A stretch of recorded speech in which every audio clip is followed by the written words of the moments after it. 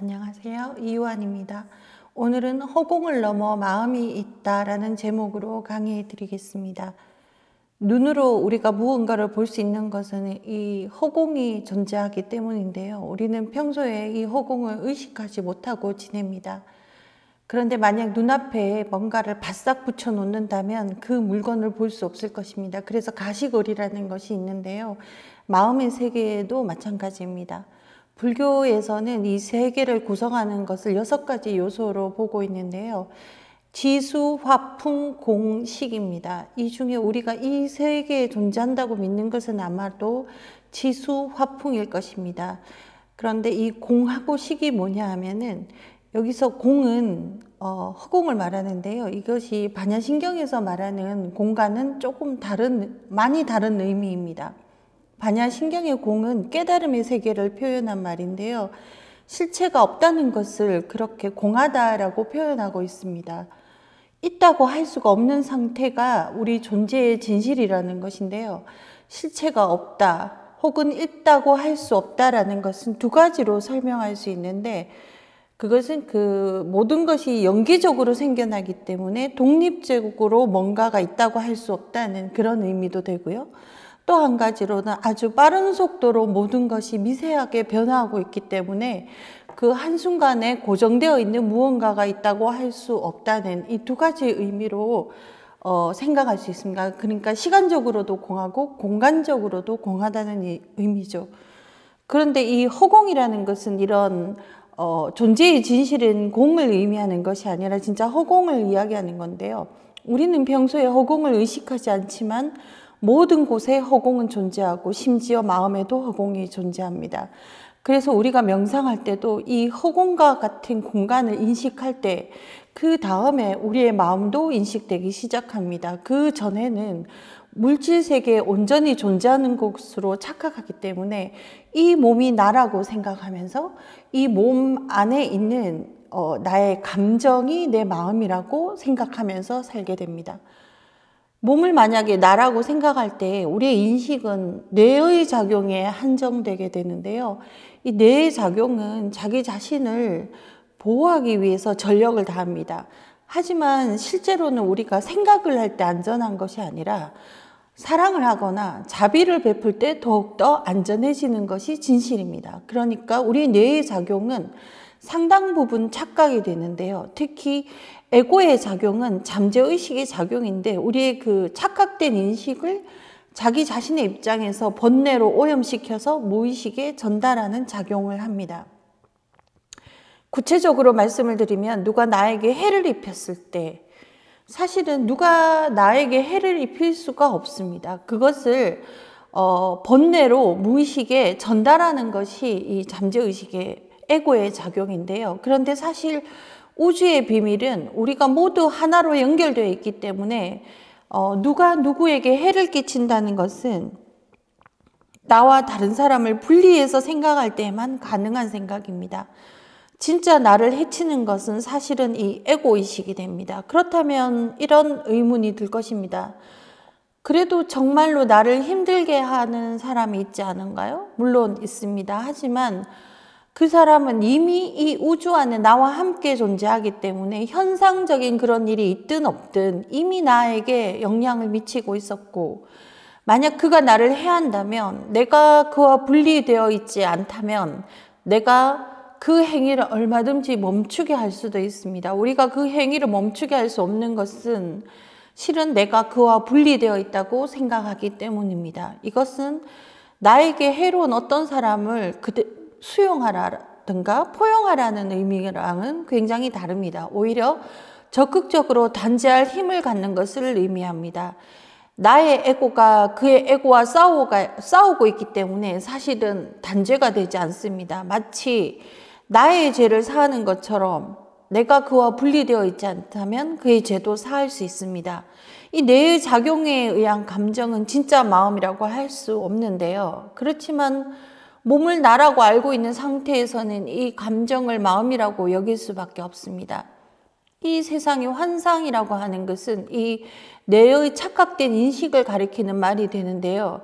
하지만 문제는 잠재의식에 의해서 이것이 무의식과 연결되어 있다는 데 있습니다. 그래서 이 무의식은 끊임없이 그 경험을 나를 기준으로 판단해서 번뇌로 바꾸어서 오염되어 갑니다. 그래서 이 무의식을 바라보면 좋은 느낌이 드는 것이 아니라 번뇌가 느껴집니다. 그런데 그 번뇌가 오염되어 있는 방식은 의식의 차원과는 매우 다릅니다. 그래서 그것이 종자로 저장되어 있어서 뚜렷하게 무언가가 보이는 것이 아니라 고통스러운 마음이 느껴지면서 또 이런 이런 무의식을 바라보는 것으로 인해서 이런저런 생각의 파편들이 뇌에 작용이 일어납니다.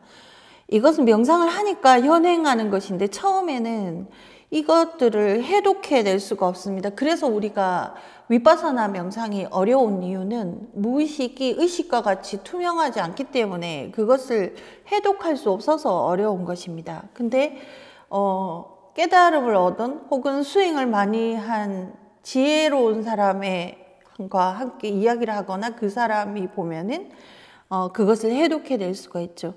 허공은 의식 안에도 존재하는데 그래서 어떻게 하면 이것을 해독해낼 수 있을까가 위파사나 명상의 핵심이 되는데요. 이 허공을 바라보면서 느껴지는 고통과 그리고 이때 일어나는 생각의 파편들이 있더라도 그냥 허공을 바라봅니다.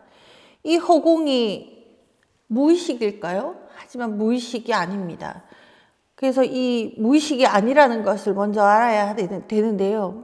이것을 무의식이라고 주장하는 분들을 많이 보았습니다. 근데 이것은 무의식이 아니라 허공입니다. 그래서 무의식은 의식과는 전혀 다른 것이라서 뭔가로 이렇게 실체로 잡히는 것이 아닙니다. 다만 이 허공을 바라보면 물질 세계에서 조금 더 의식의 세계로 진입할 수 있어집니다. 그래서 무의식은 절대 직접 들여다볼 수도 없고 직접 청소할 수 없지만 무의식이 사실은 번뇌로 오염되어 있어서 그렇지 이것을 닦아내면 불성이 되는 것이기 때문에 불성은 우리가 만들어내는 것이 아니라 원래 그런 것이거든요. 그래서 우리가 불성에 대해서 이해한다면 그것을 들여다볼 수는 없지만 청소할 방법이 있습니다. 그래서 우리가 불성이라고 하면은 이거는 무한한 성품을 가지고 있고 사랑으로 가득 차 있는데 번뇌가 있는 이런 현재 의식 상태로는 사랑이 느껴지지가 않거든요. 그래서 자비와 지혜로 바꾸어서 번뇌를 지혜로 바꾸는 그런 작용을 이제 명상 수련을 해야 됩니다. 이것은 보살이 중생을 제도할 때 그렇게 하기 때문에 우리가 그렇게 알 수 있습니다. 불성 안에는 사실 지혜라 할 것도 자비라 할 것도 없지만 번뇌가 있는 중생의 의식 상태에서는 이 불성이 자비와 지혜로 존재한다고 보시면 됩니다. 이렇게 허공을 보는 것이 어려우면 처음에는 하늘을 올려다보면서 연습합니다. 하늘을 올려다보면서 마음이 넓어지는 것을 느낀다면 그 다음에 하늘을 보지 않고도 마음의 허공을 바라볼 수 있는데요.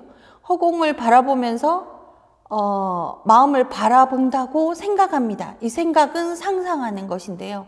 이것이 바로 자비입니다. 이 자비는 굉장히 집중해서 계속해서 바라봐야 되는데요. 노력이 필요한 부분입니다. 하지만 각성이 일어나서 지혜가 생기는 것은 절대로 유의적으로 하면 안 되고요. 저절로 일어날 때까지 기다려야 됩니다. 그래서 이렇게 계속 자비로 바라보면은 번뇌가 사라지는 과정에서 지혜가 생깁니다. 이렇게 무의식을 정화하는 것이 위파사나 명상인데요. 번뇌를 무시하고 마음을 계속해서 관하기만 한다면 이것을 사마타 명상이라고 하는데 능언경에서 사마타 명상을 주로 이야기하고 있거든요. 그래서 능언경에서는 위파사나를 권하지 않고 육근 단속을 통한 사마타 명상만을 지속적으로 하면 깨달음을 얻을 수 있다고 가르치고 계십니다. 번뇌를 떨치지 않고 마음을 관하면서 저절로 각성이 일어나기를 바란다면 이것은 이제 위파사나 명상이 되는데요. 이것은 저는 해심밀경을 의지해서 말씀드리고 있는 것인데 동남아식 소승 위파사나와는 다른 것입니다. 이렇게 사실은 자비와 사마타가 충분하지 않으면 그 소승 수행으로 가기가 쉽기 때문에 위파사나를 동남아식 위파사나라고 생각하시는 분들이 많은데요. 실제로는 동남아식 위파사나가 아니라 대승불교에서도 자신의 번뇌를 탐구해서 그것을 지혜로 바꾸어가는 그런 위파사나가 저는 꼭 필요하다고 생각합니다. 그래서 이 위파사나 명상은 사마타 명상을 기본으로 하고 가는 것인데요. 화두선이라는 것은 가장 수승한 방법이라고 알고 있고 또 우리나라에서 가장 스님들이 많이 하시는 그런 명상인데요. 화두선은 마음조차 관하지 않으면서 각성만을 위해서 그 의근, 육근 단속을 하는 것이 아니라 의근에만 집중해서 화두를 잡는 것을 말합니다.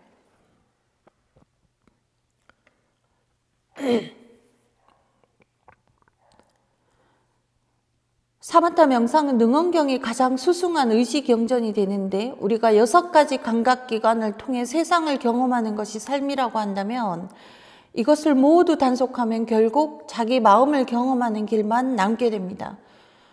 이에 비해서 위파사나 명상은 자기 마음의 번뇌를 경험하는 것인데요. 여기서 중요한 것은 심사라고 표현되는 관찰이 어떻게 잘못해서 자기 자신을 지배하게 될 수도 있지만 이것이 자기 자신에 대한 자비를 통해서 극복하게 되는가가 중요한 것입니다.